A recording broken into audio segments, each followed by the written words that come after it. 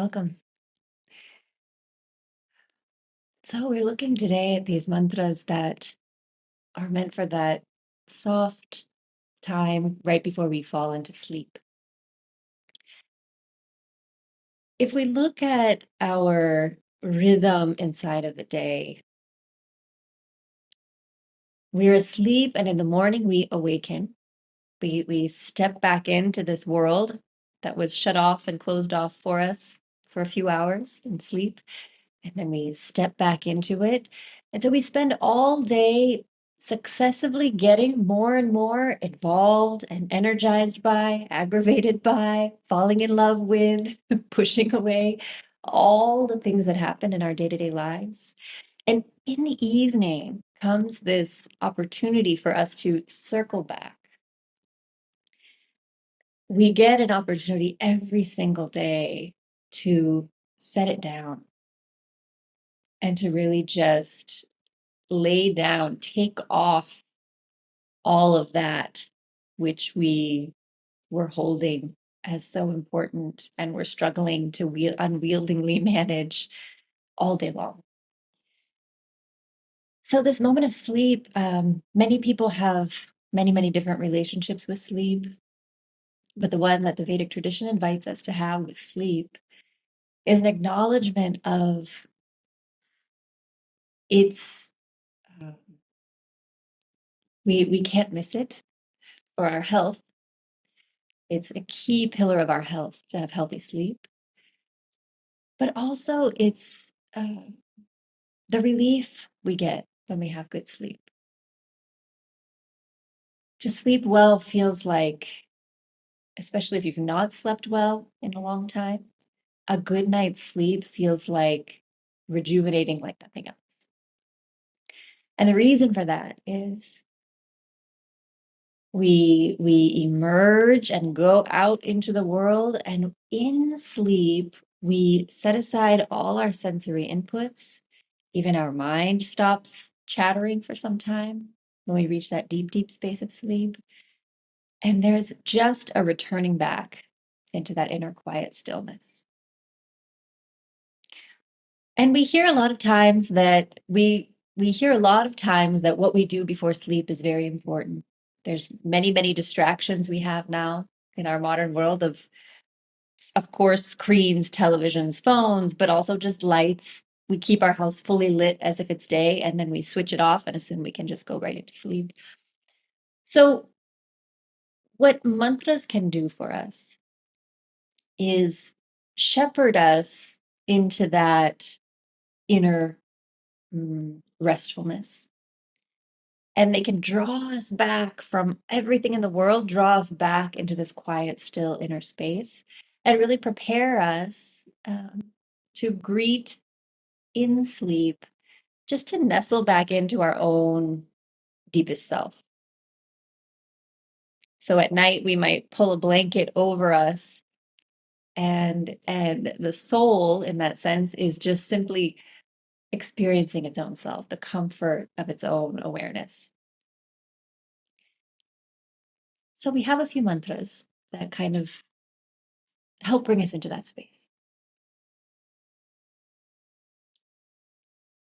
The first mantra that we'll explore today is one that you might have heard often. It's that Asatoma mantra. And inside of our lineage, we say it often. We say it after every class. Um, you've heard it many times. And as we were studying first with Acharya Shunya, this mantra, hearing it at the end of classes, it always feels kind of like a bookend for me, like a completion. There feels like a completion. So part of what this mantra does in my own experience of having it be a pre-sleep mantra feels like the day is now complete. We can put a full stop on it now with this mantra. So that's one of the first benefits of it. So I'll bring this mantra on the screen, and we can explore it together. We can chant with it together, and then we can feel what emerges from within us as we connect to it from this perspective of it inviting us home to release the day and come back into our heart space where our deeper self dwells. and where we get to go cuddle up in our sleep. So let's look at this mantra together.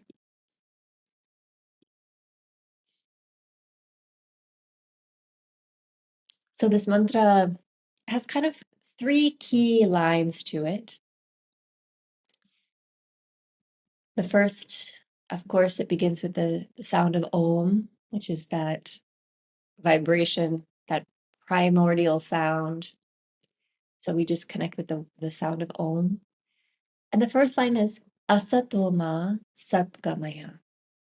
Asat means untruth, anything that is not the truth. Sad-gamaya is Sat. Sat means the truth, the ultimate truth. And here we'll remember that when we use this word truth, what we are implying here is that which remains constant across space, across time. So in the past, in the present, in the future, it is the same. It is constant. So, and gamaya means take me toward, bring me toward, to go towards something. So the first line is saying, let me go from untruth to truth. Here, the translation is from the unreal, real meaning having ultimate reality, to the ultimate reality of Sat. A Sanskrit side note here is the word is Sat, S-A-T, but you'll notice many times in mantras when the words are blended together, the pronunciation of them changes. So here it's sad-gamaya. So it's just the way that it is pronounced, but it's still referring to this original word Sat. So this is the second line comes. Tamasoma Jyotirgamaya. Tamas, this word maybe you've heard before. Tamas is that, can mean heaviness, can mean darkness, can mean that covering of truth principle that we experience. Jyotir, to light, to truth. So we're asking in this second line to be led from the unknowingness of our deepest self to the light-filled, self-illuminated truth of who we really are. So we're going from darkness to light, ignorance to understanding, knowledge. And the third line is Mrityorma Amritam Gamaya. Mrityu means death. Yeah. So we're saying here, lead me from the idea that I'm going to die, that there comes an end to my existence, my sense of mortality, to amritam, to amritam, to immortality, to that knowledge that while this body comes and goes in many, many storylines, there's this presence within that is constant, that is without beginning and without end, and ever existing, is immortal, doesn't end or doesn't die. Om Shanti, Shanti, Shanti. Om peace, peace, peace. So let's chant this together a few times and then continue to explore these subtle meanings. I'll leave it, you can chant along with me, or I'll leave a gap where you could repeat the line after. And as you do, keep in mind this, try to experience within this movement from untruth to truth, from darkness to light, from mortality identification to immortal identification. Try and get a feel for that inner motion. So let's chant together. We begin with an Om. Om.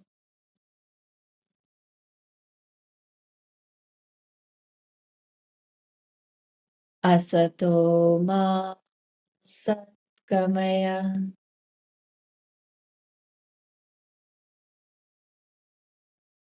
Tamasoma jyotirgamaya.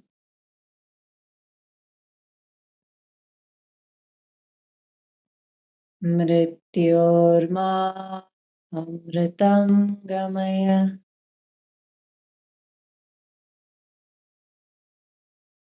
Om Shanti, Shanti, Shanti.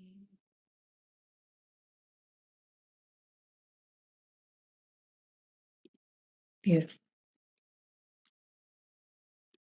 I'm going to share these lines just in the chat here so that we can keep the slide off, but you can still have these words. So, when we're with these mantras, there's a few steps of us deepening our connection with them.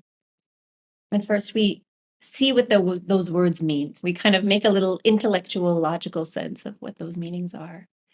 And then we let each word reverberate inside of us so that what began as an intellectual knowing of the word becomes our visceral knowingness of the word. It moves from our head knowing, and we're chanting and we're making the shapes with our mouth and the sounds coming out of our throat. It moves down into our heart space where we're saying the word, but it's coming from a knowingness. So this is another way to, with this mantra or with any mantra, to begin to engage with it in a way where it moves from the head to a heart lived experience. So like that, let's look at this first word, asat. If sat is all that is unchanging and constant in past, present, and future, asat is all the things that are vibrating and shifting and coming and going and exciting us and depressing us, the things that seem to come into existence and then fall away, the things that feel like they are so powerful, and so we chase them so that we can grasp a little bit of that power or recognition or value. Um, all of those things are asat. So I invite you now to, if you'd like, to close your eyes, but just imagine and visualize what asat, what expansive part of our lived human experience this asat is referring to. All the things, anything that was different yesterday or maybe different tomorrow is included in this word asat.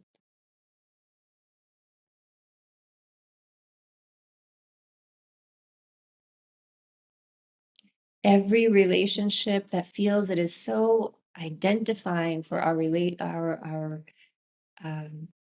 who we are, seems to define who we are. It's part of this asat.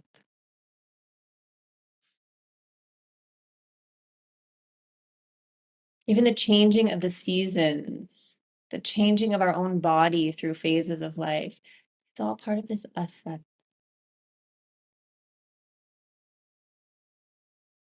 And you can either aloud or in your mind say this word asat, asat.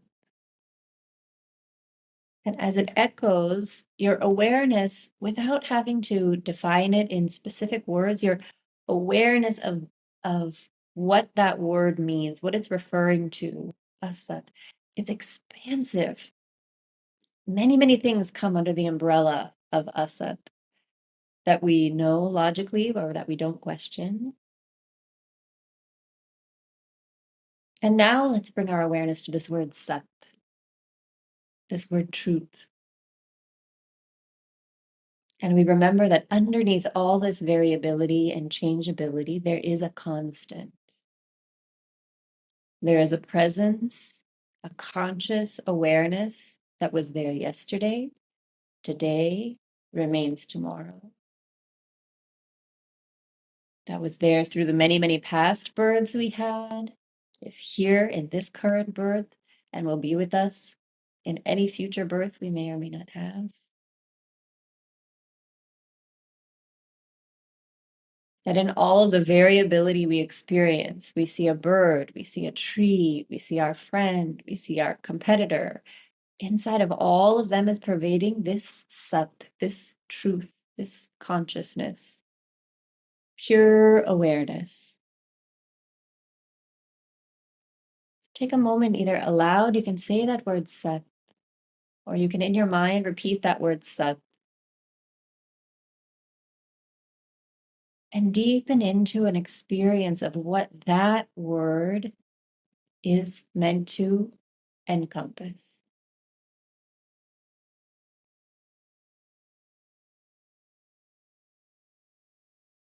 So now we've had an experience of these two polarities. You're welcome to come back now. We've had an experience of these two polarities, asat and sat. And then the last part of each of these lines says, gamaya, lead me there. Lead me from this asat to that sat. When we see this word gam, to go, gamaya, first, there may be this impulse of, yes, let me move from here to there. Let this be, in my early practice with this mantra, it was as I chanted those words, Asatoma, sad-gamaya, it felt like, let me leave behind all of this asat that has seemed to have stuck onto me, all my identifications and attachments there, and let me break free and move away from where I am into sat. But interestingly, spending more time with this mantra reveals that that journey, that where we are going, where we're asking to be led, is not anywhere other than where we are. It's deeply within. That sat is all pervading. So when we say, let me go there, when you say this word to yourself, which we'll do in a moment, feel the inner movement that you feel. Is it a feeling of moving forward and away into truth? And invite that movement to be a movement within. Let's see how this lands for us.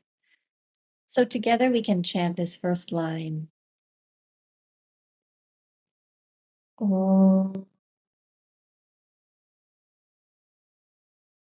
Asatoma sad-gamaya. Let's chant it again. Asatoma sad-gamaya. From untruth to inner truth. One last time. Asatoma sad-gamaya.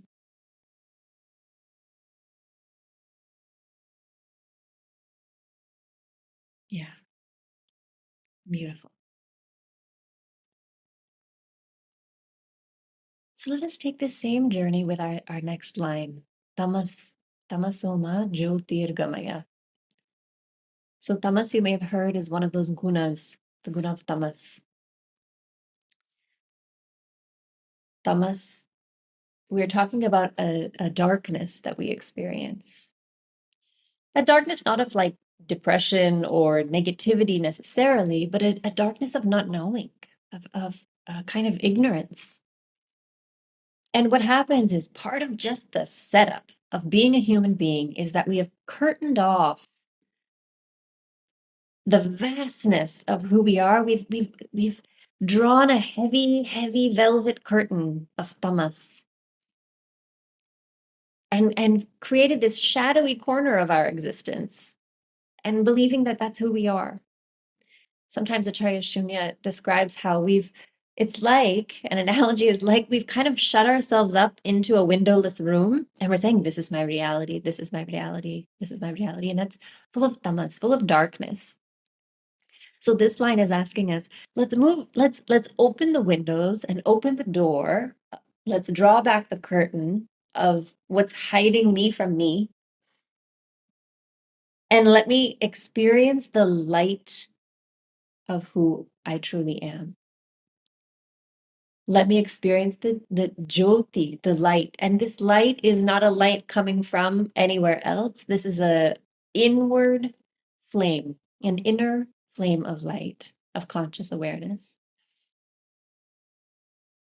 And again, we see in this line, the journey is from darkness to light. So in one sense, it may feel like I'm beginning in a dark cave and I want to step out of it and into the light.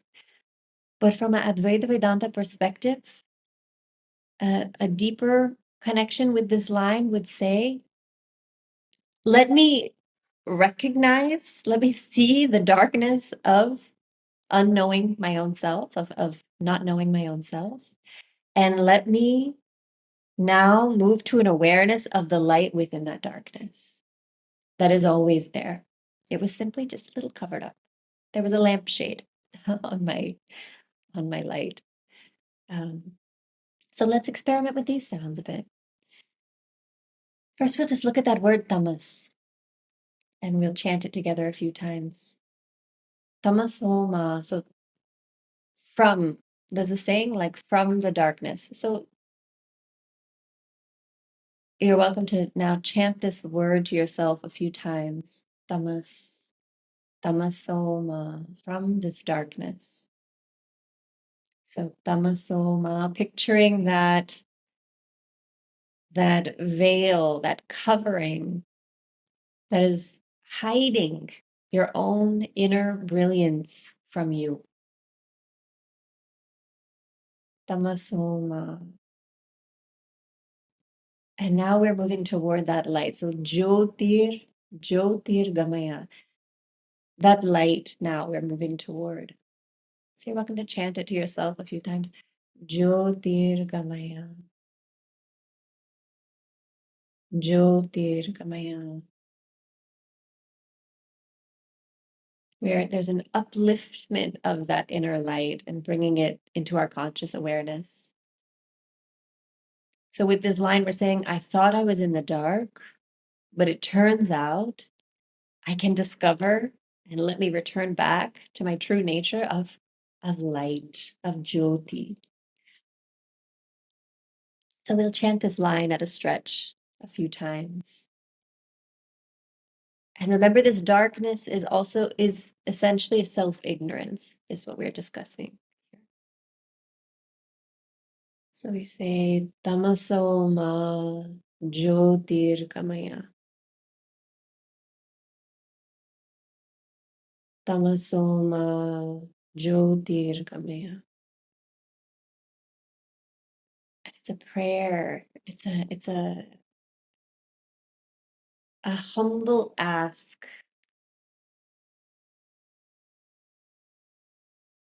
Tamasoma Jyotirgamaya.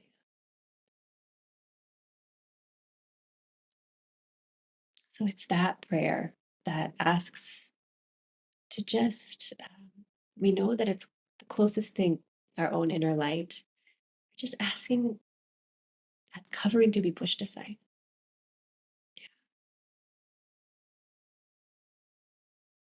And finally, the line of Mrityorma Amritam Gamaya. So we experience very often the temporary nature of everything in the world. Of course, beings, people, animals, plants that seem to emerge, they live, and then they just die, disintegrate, go back into the earth to then become a new form. So everything is temporary. The pleasure something gives us is temporary, and then it dies. It's like we think we want that dessert buffet, we eat it, and the satisfaction is very short-lived. The joy of it is quickly falls away. It's very temporary. We want certain things. We get them, and that they seem to kind of turn to ash in our fingers. And most fundamentally, our real conviction and so much of our reactionary activity out in the world all day long is really based on a deep conviction that this body is it, and that once this body is over, I'm over. And once my loved one's body is gone and put into the earth or cremated and the ashes sent out into the ocean or under the tree, they're gone. They're dead. It's over. So it doesn't consciously come into our thinking so much, like I'm going to die, I'm going to die, I'm going to die.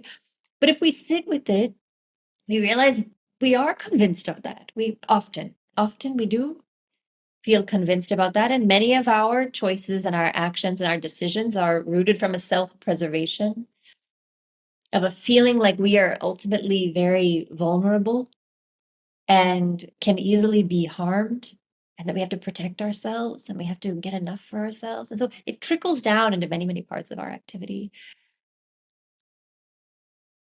We're really convinced that we're locked in this cycle. So we're asking in this line to move from mrityorma. We're moving from that belief, that strongly held belief, that I, capital I, have an end, that there will be an end. Amritam gamaya, to the truth and the freedom and the sweetness of knowing that we are eternal, that our essence is eternal, that truth is eternal. So let's experience this and feel what inner shift happens when we invite in this concept. So we say, Mrityorma Amritam Gamaya. Mrityorma Amritam Gamaya. That we move from fear of death to immortality. Mrityorma Amritam Gamaya.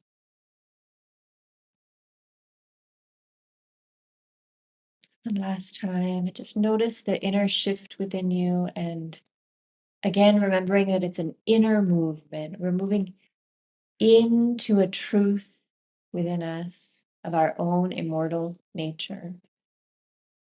Mrityorma Amritam Gamaya.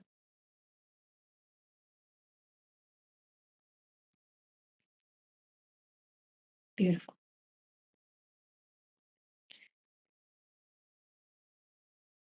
So with this mantra, we curl back up into that seed essence of who we are. Our truth, our light, our immortality becomes a kind of bookend, a closure. We may have been caught up in all the rest, but now at the end of the day, when all is said and done, we're curling back up into this inner reality, into this inner truth.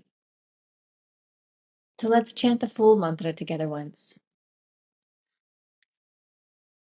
So I invite you to settle in and picture yourself at the end of the day. Actually, for many of you, it is the end of your day. For me, the sun has just been rising for an hour or so. But picture it's the end of the day and you're giving yourself permission to simply rest. And you're inviting yourself to curl back up into your deeper, deeper self. So let us chant this together. Om.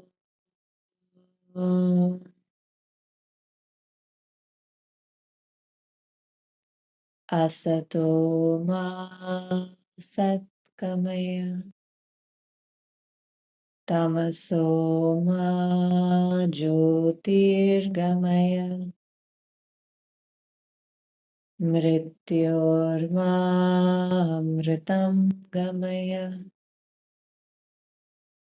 Om Shanti, Shanti, Shanti.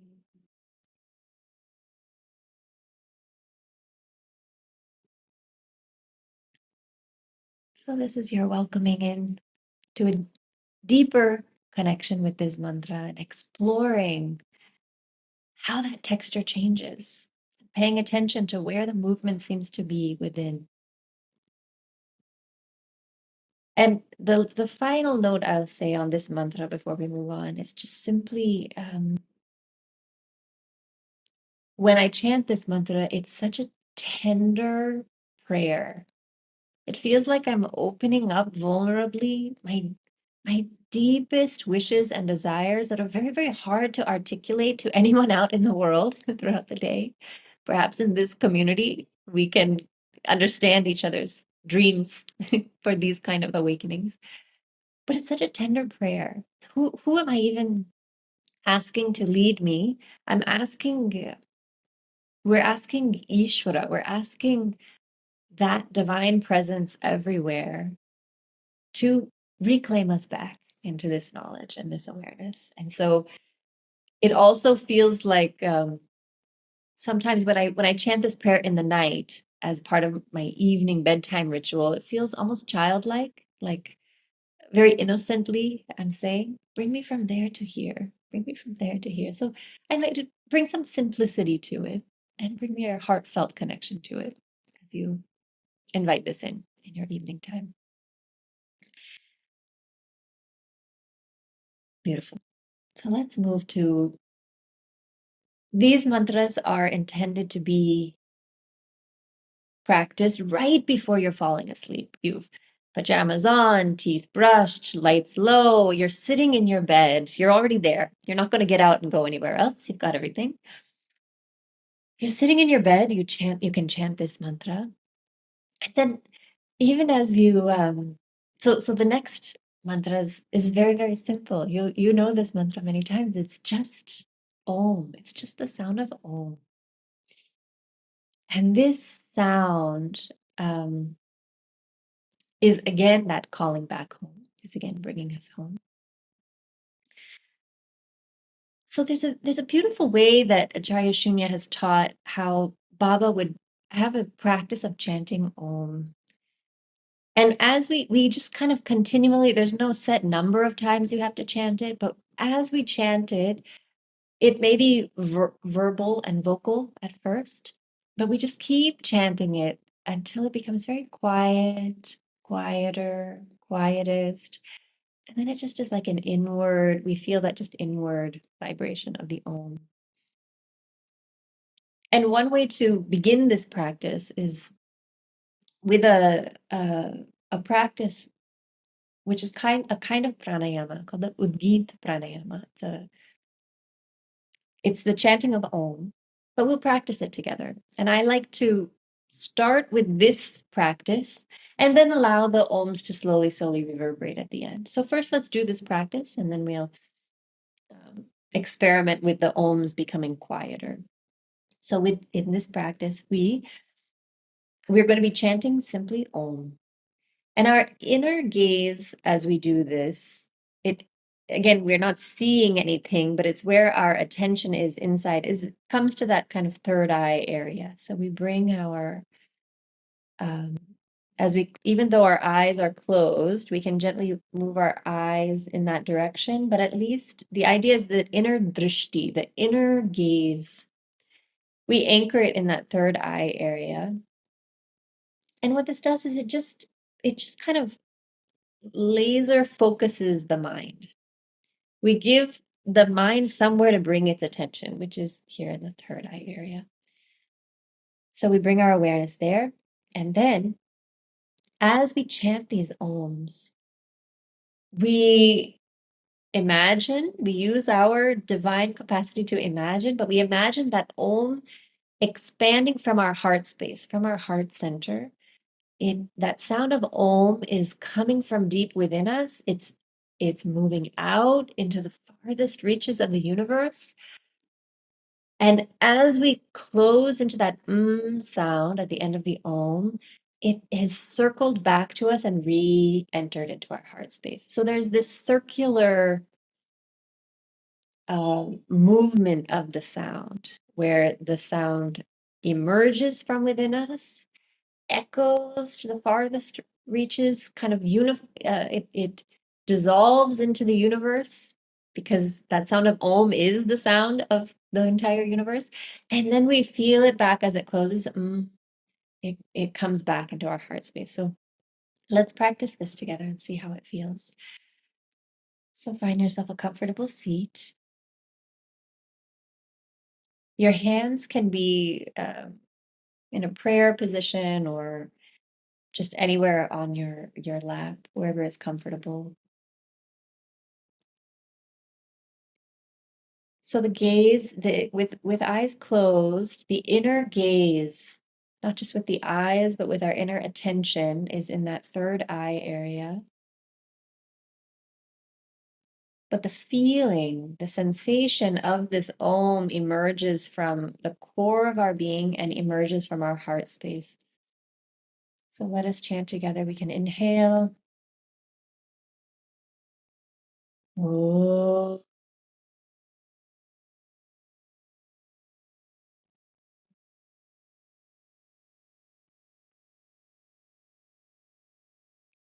With that Om, it emerges, it expands, and comes back with that sound. And we feel that echoing reverberation in the heart. Let's chant it together 2 more times. Om.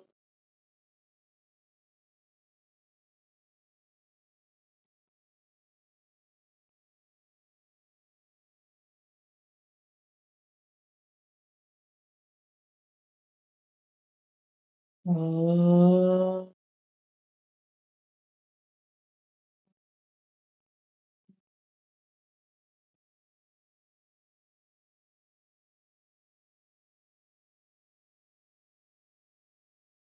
Beautiful. So with chanting this Om in this way, with that circular connection of arising, emerging, expanding, and returning, this practice so again beautifully echoes this returning back at the end of the day. So the night right before we fall asleep is that back in the heart space. So we're returning back at the end of the day. And then you can chant this a few times as you wish in the evening using this practice. And then even as you lay down, just as you've now reclined, you can chant Om. You can let those last sounds be of that Om as you fall asleep. So this is another way of recognizing that in sleep we are again dissolving back into our essential nature. So it's kind of a lullaby of calling us back, calling us back, calling us back. And we can then drift into sleep. And as we drift into sleep, we can imagine ourselves through the sound of the Om or through the sound of through our own visualization or imagination. We can shift our focus inward and imagine Ishvara's presence as a warm and comforting light that is just kind of enveloping you. As we fall asleep, these mantras, these sounds really help us to be able to visualize this divine light, which is then allowing us to release our worries, release our burdens, fill us with peace. We inhale, we exhale. Each exhale, we kind of more soften into that warm embrace, that divine light. And we can just remind ourselves something very simple, like I'm held in Ishvara's love and all is well. We reassure ourselves with these understandings. So this is a bedtime ritual, and there's also, Acharya Shunya says, another beautiful mantra to include in your evening practice is the Gayatri mantra, which you may be familiar with. We explored that in the morning practices when we're connecting with the sun as a symbol of our own inner light, and we're we are looking at all of the benefits and all of the blessings that the Gayatri Mantra gives us. So again, it can kind of be a bookend to your day as well. You start the day opening up to the Gayatri Mantra, and you end the day recognizing the Gayatri Mantra as well. So that we won't go deeply into that in this session, since we've covered it previously. But in that mantra, we can perhaps chant it together once. Let's chant it together 3 times, just to imagine, to feel it as an evening mantra also. Here's this text here. So we're in this mantra saying we're meditating on that supreme reality, which is the source of our physical, mental, and spiritual world. And we're asking that the divine, which is so worthy of our adoration, to guide our intellects and illuminate our understanding.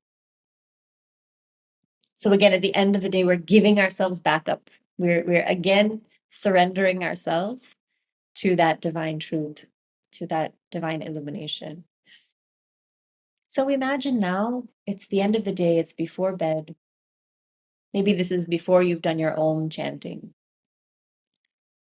You can sequence these as you wish inside of your own evening practice. This is just kind of a bouquet, a potpourri of mantra options, and you can see what resonates with you. But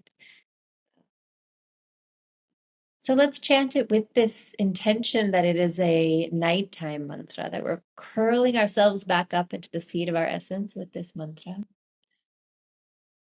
So let's chant it together. Om Bhu Bhuva Swaha Tat Savitur Varenyam Bhargo Devasya Dhimahi Dhiyo Yona Prachodaya.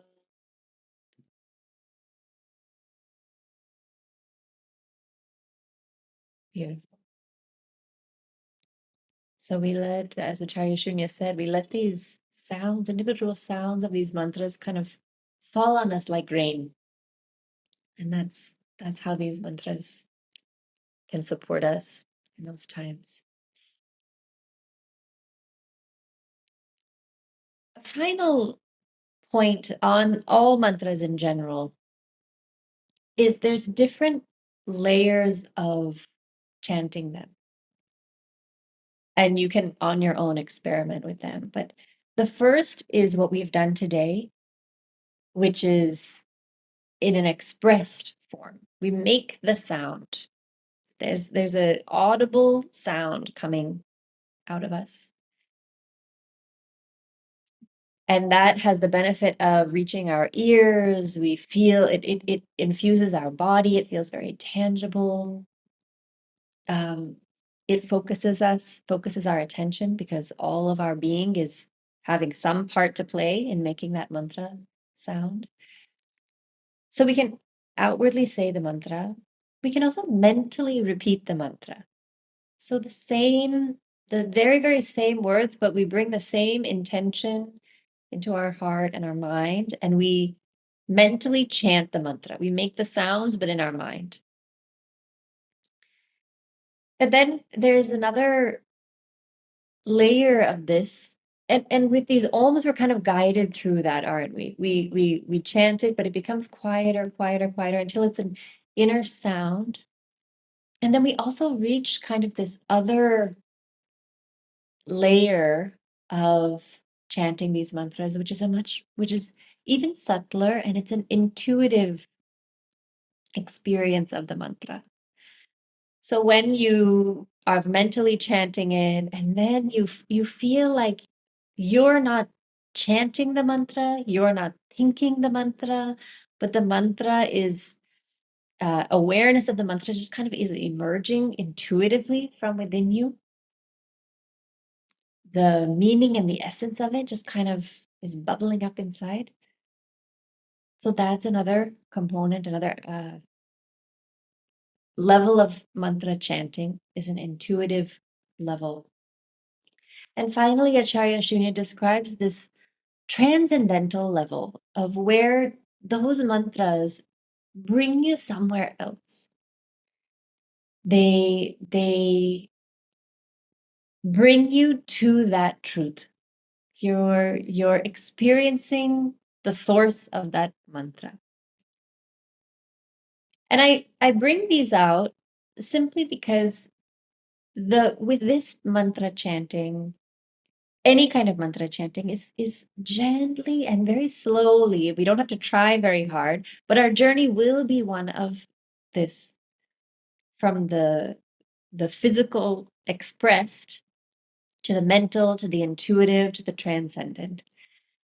And I think especially these evening bedtime mantras, because it's the end of the day, because it's dark outside, because we're chanting them with the intention that they bring us back to a subtle space within, they in some way it's a little easier for them to demonstrate these different layers of coming with the mantra.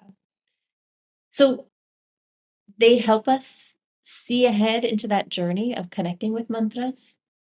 I feel especially the evening, nighttime mantras. And what we've been doing in this and the previous sessions is teaching that outer sound. And that's where we should begin. That's where we should begin. But I wanted to bring this sequence as you continue to experiment and continue to be inspired by and curious about your own practice with mantras. So that is morning to evening. We've created this mantra charya. We've created a whole day round of chanting and mantras. And I want to tell you that there's a handout, which has a PDF handout. I'll post that in just a moment into the chat. So all the mantras from all the 4 sessions are there just in one place for your reference. Yeah. So now, just in these last 2-3 minutes, I know there's a few of you here. Would anyone like to share anything about their mantra practices or ask any questions at this point? No compulsion, but if you have, we have a moment. Shweta, I see you've unmuted. Did you want to share something? Yeah, it's just been I hope you can hear me okay. Yeah.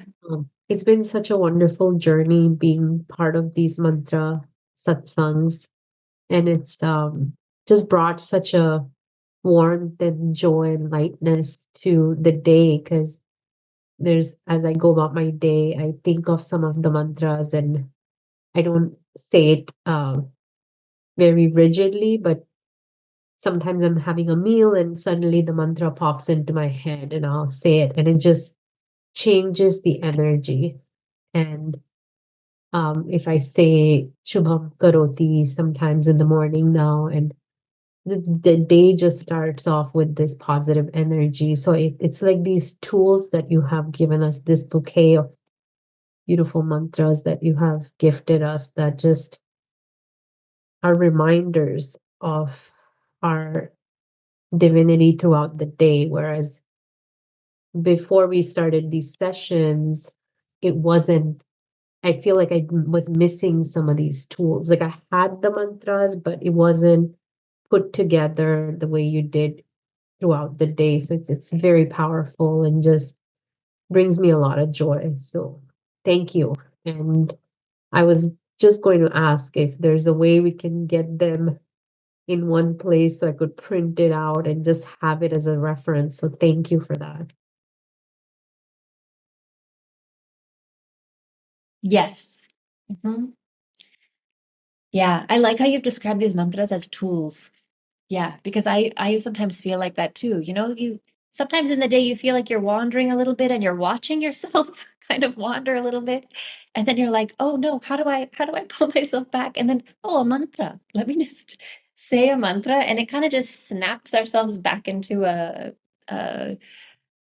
awareness. It snaps ourselves back. Yeah, it's a beautiful tool. Yeah.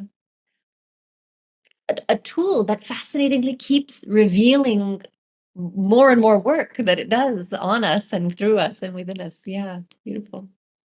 I've shared that.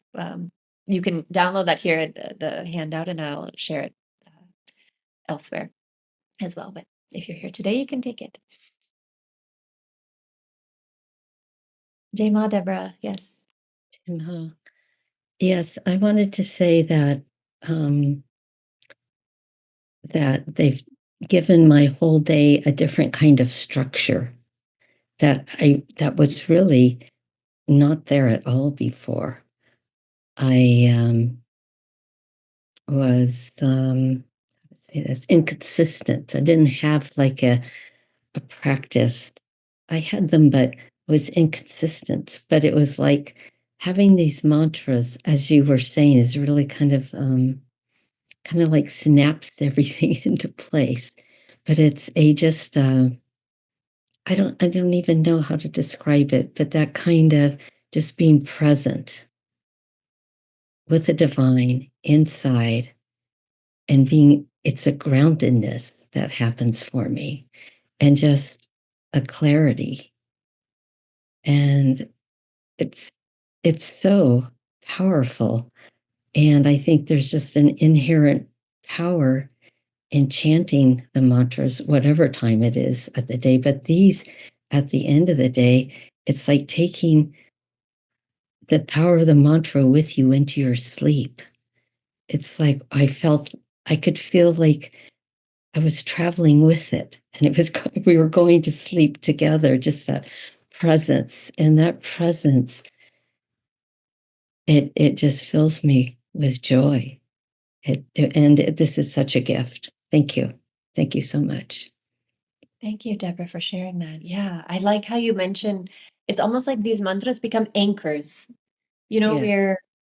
yes. And so when Acharya Shunya described this, we have Dinacharya, which is like our daily rhythm and activity from Ayurveda. We have a Ritucharya, which is our seasonal activities, changes in foods and lifestyle and things like that. So this is a mantracharya. It's like we plant these beads throughout the day, and then we thread ourselves through them, and we keep going round and round and round, and like you say, it anchors us. And I like what you're saying too about how a mantra practice can help us uh, bring some regularity, some consistency.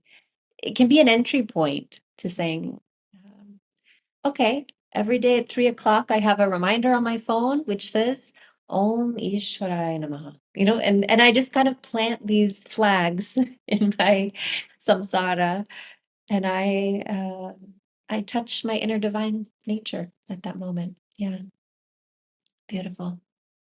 Yes, Deborah, did you So want to? what I did during the classes where I was present, I used my phone to take a picture of the slide, you were sharing. And, you know, that thing is always with me, but it's amazing how many times I'm going to the phone to review a mantra and it's there. It's right there for me. It's like a little app, that you helped me create just so that I could access them. Just like that, because I don't know all of them by heart, but yeah, it's been very special. Oh, that's beautiful. I love it. Yeah, I have sometimes done mantras on sticky notes, and I'll post them, like my food one is on a little would be on a table near my thing, and so it's fun to find these playful ways to continue to memorize. Yeah. Any other final shares or anything as we close today? Feeling content? Beautiful.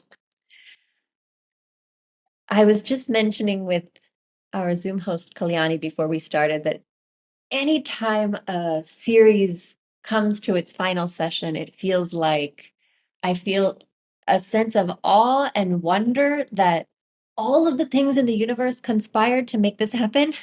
My internet kept working. My children behaved and took care of themselves for an hour. The power was on. You all were here. The recording came, so now it's available for our friends and community online. So I feel a deep sense of gratitude toward Ishvara's divine orchestration of all of this. And I feel especially a deep gratitude to my teacher, Acharya Shunya, to Baba, to Badi Baba, who these mantras have a life in them. And we've gotten to feel that living component. And these mantras have really shifted my own day-to-day rhythm, my own day-to-day life. And it's been just incredibly humbling and joyful opportunity to be able to share this space with all of you. So thank you. Yes, your son has joined to chant Gayatri Mantra. That's beautiful.